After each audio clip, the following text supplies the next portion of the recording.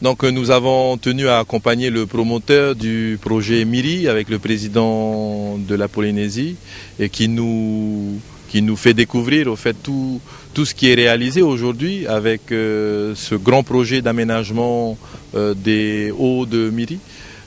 500 maisons à terme, plus de 20 milliards à investir dans les réseaux, dans le bâtiment. Et comme on l'a constaté, il y a déjà une cinquantaine de maisons qui sont en construction, ce qui mobilise à peu près 800 personnes sur les chantiers.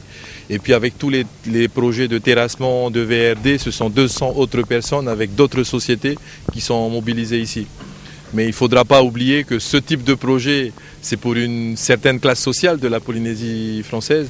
Et donc il faudra aussi multiplier les projets d'aménagement pour les logements sociaux. Parce que n'oublions pas que c'est ceux qui sont en bas qui ont aujourd'hui aussi des difficultés à se loger décemment. Mais ce qui est intéressant aujourd'hui, c'est de voir qu'il y a de l'espoir dans le bâtiment, il y a encore de la vie, en tout cas sur des chantiers de cette envergure. Et il faut que l'administration accompagne ces promoteurs pour qu'il y ait donc une facilitation, un suivi bien sûr administratif de leur dossier, mais il faudra faire le lien avec le privé qui attend une relance. Le bâtiment qui est en crise, c'est ce secteur-là que nous devons privilégier dans toutes nos opérations futures. Et on ne pourra pas le faire qu'avec des réalisations publiques. Donc merci aux promoteurs de nous avoir fait découvrir ça aujourd'hui. Et puis d'autres promoteurs ont des projets dans les tuyaux, c'est ce que nous allons défendre et étudier dans les semaines à venir avec le service de l'urbanisme.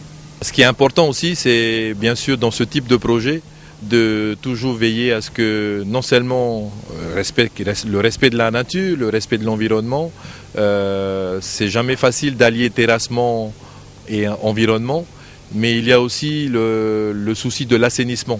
Avec la période que nous connaissons aujourd'hui, les fortes pluies, et puisque nous avons vu la semaine dernière avec les inondations sur la zone urbaine, il faut que l'assainissement soit une priorité dans l'aménagement.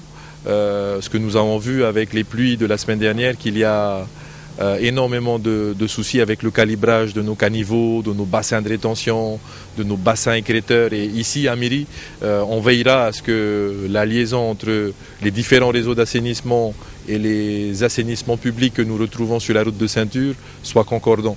Et donc il est important que dans tous les projets, l'assainissement soit une priorité.